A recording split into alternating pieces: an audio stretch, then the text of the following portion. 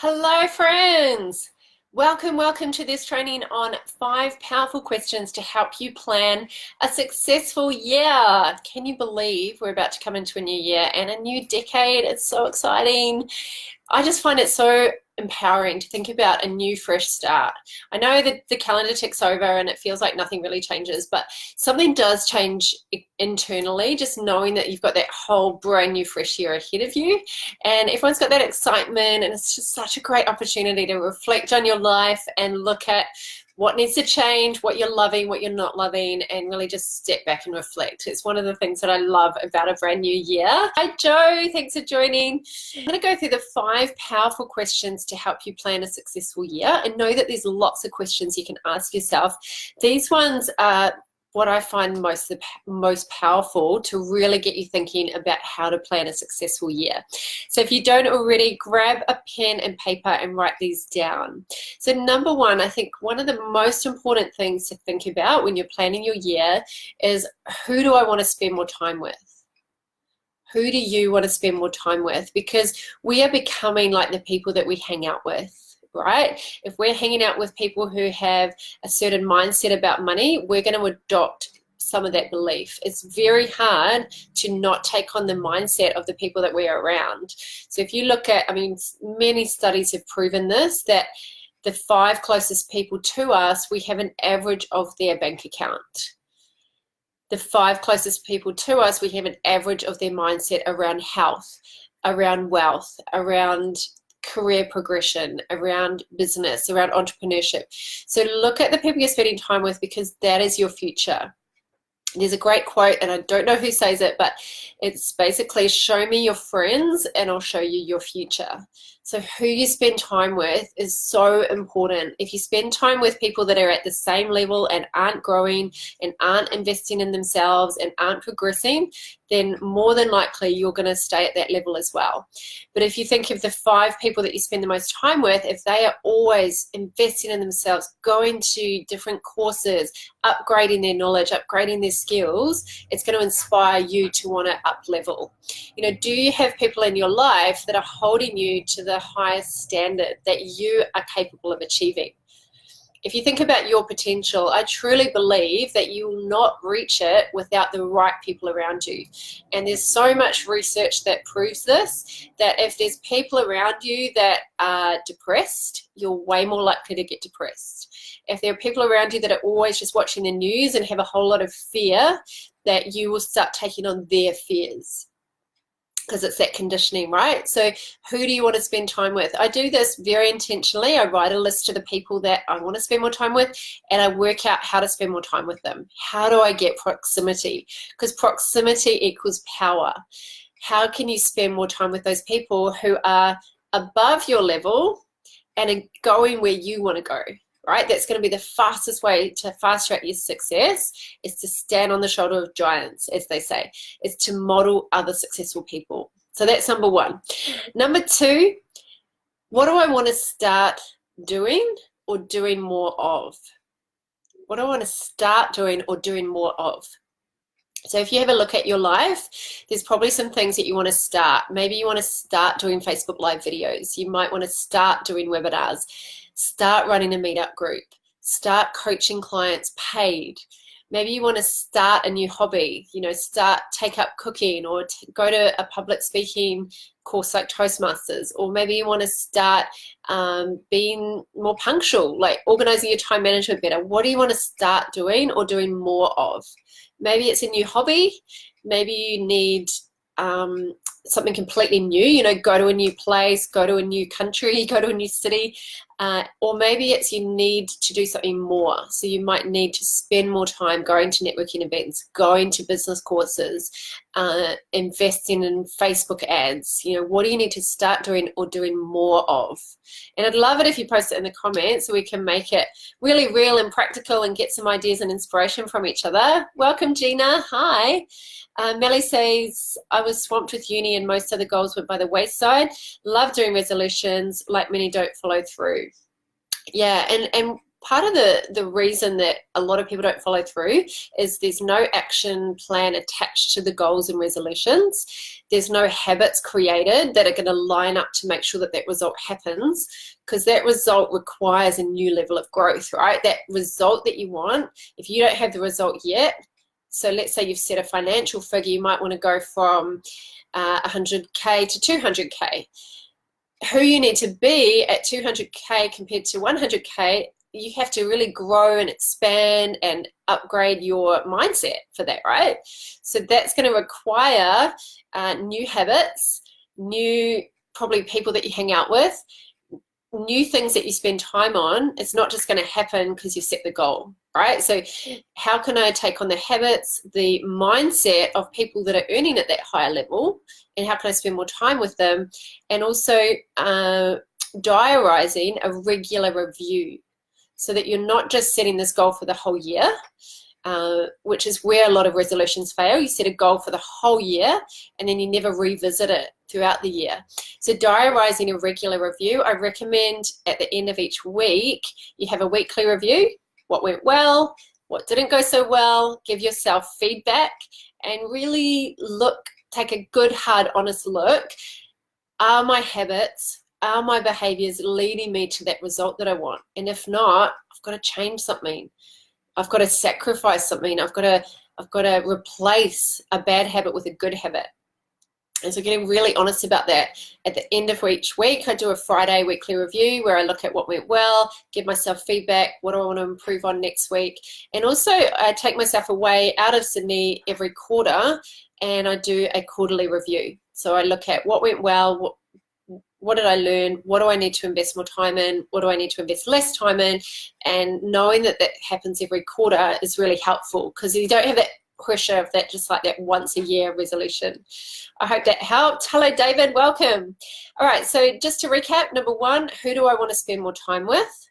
Number two, what do I want to start doing? Or what do I want to start doing more of? Number three is, what do I want to stop doing? Or what do I want to do less of? So really this is about, what do I want to let go of in 2020? What do I want to stop doing? So for some of us, it's bad habits. I've got a bad habit of, I've got many bad habits that I want to fix, but I've got a really bad habit of searching my social media too much, just too much consuming, and I want to create more than I consume. So that's something I want to do less of, because social media is not a bad thing, but I want to do much less of it. Maybe you want to stop overeating or over drinking or over social mediaing, or is that a word? Social mediaing? Or whatever it is that you're doing too much. Netflix, sleeping in, lying around on the couch instead of being active. What are those things, those bad habits that you really want to just put a line in the sand and say, it's a new decade, enough's enough, I want to stop doing that, or I want to reduce that dramatically. Okay, question number 4 is, what do I want to invest in? What do I want to invest in? Time, energy, resources, money. What do you want to start investing in? And I did this because I write on my blog every year a review. So I write what I invested my time and what I did business-wise, my achievements, all the health-wise. I just kind of recap it. And you can visit my blog. I'm going to be posting that up soon if you want a bit of a structure to do a year-end review. And I recommend that you do a year-end review at the end of each year, and you look at the highlights and you celebrate all your great decisions and all your achievements, even if they're small, and really celebrate your wins and look at the highlights and look at all the things you've done. I just go through my phone and I just search through and I write a list of all the things I've done. So for example, this year I got my goal of writing 50 blog posts. I thought that I was going to be writing heaps of blogs on New Year's Eve, but I've done my 50. That was the goal. Well, I actually did the videos and then got them transcribed, so that was what I decided to change it to, but I've posted 50 articles on my website. I had the goal to run at least 10 workshops, which I did. I also ran 37 private webinars for my inner circle group. I did 6 public webinars. I did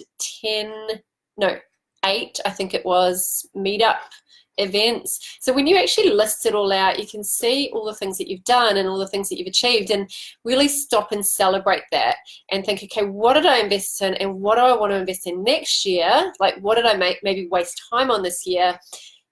You know, celebrate what you have done, but also look at what you haven't maybe invested enough time, energy, and money into. So whether that's people, whether that's programs, whether that's, you know, a support team, whether that's holidays, you know, what do you actually really want to invest into? That's question number 4. And then question number 5 is kind of an obvious one. You're probably going to do this already, but what can I create? What do I want to create or achieve in 2020? What do I want to create or achieve? So I really love performance goals. And I learned this as a personal trainer. Instead of someone setting a weight goal and saying, I want to lose 10 kilos, you know, having that as a, oh yeah, that would be cool, but let's set performance goals. So let's set a goal to do, let's say 4 workouts a week.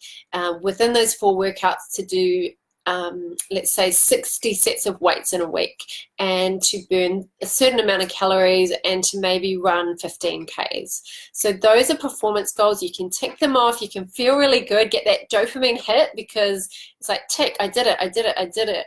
And then you set up this feedback loop of reward system, and it feels good, rather than, oh, I did all this stuff, but I still didn't lose weight, or I didn't get my 10 kilo loss, and you can feel a bit flat. Has anyone experienced that before, where you just feel like, because you've based it on something that's very hard to control, or maybe you said, I want to get 5 clients in the next month, and you haven't, because it's actually involving an external force. You can't control what other people do.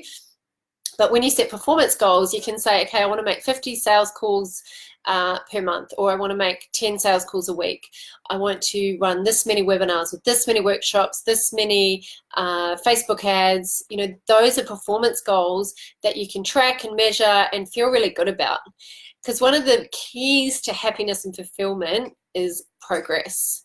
Tony Robbins has researched this a lot. It's not just, you know, having a great life, sitting around, eat, drink, and be merry, which we are going to be doing over this season, no doubt, but it's progress. So that's why I think it's really important to celebrate what you've done, to review, and to make plans for what you want to improve on next year. So I hope that has been helpful for you all. Hello, Holly. Thanks for joining me. So 5 powerful questions to help you plan a successful year. Just to recap.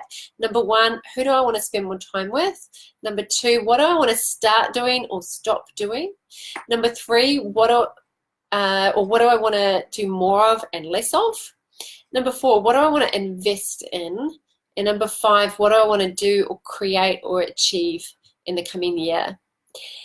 So I'd love it if you post in the comments, which one are you going to do? Which one was your favorite? Anything pop up for you as I was talking? I would love to hear some of your goals, some of your dreams, some of the things that you want to achieve, or things you want to do, be, and have in 2020.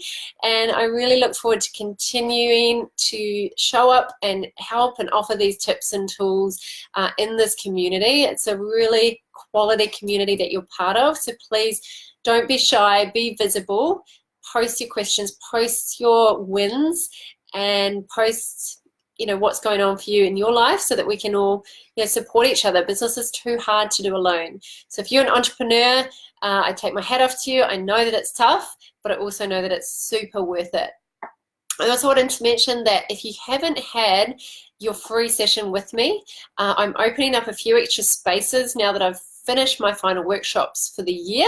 I'm going to open up a few more spaces before I go on holiday. So if you haven't had your free strategy session with me, book that in and I'll help you plan your 2020. You can book in a free 30-minute session if you haven't had a session with me before.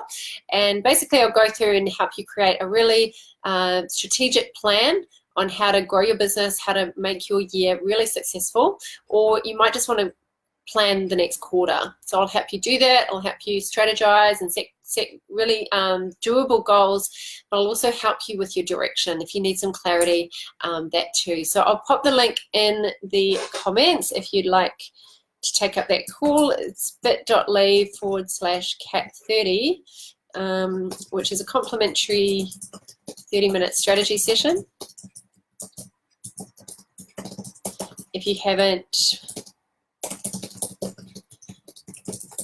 you haven't had a coaching session with me before. So just go to that link and book it in, and I'm going to open up a few spaces for this week and next week. And then I'm taking a holiday. I hope you all are as well, and you're going to just totally switch off and reflect and recharge and retreat and restore and all those words. And I look forward to seeing you again soon. Take care. Bye for now.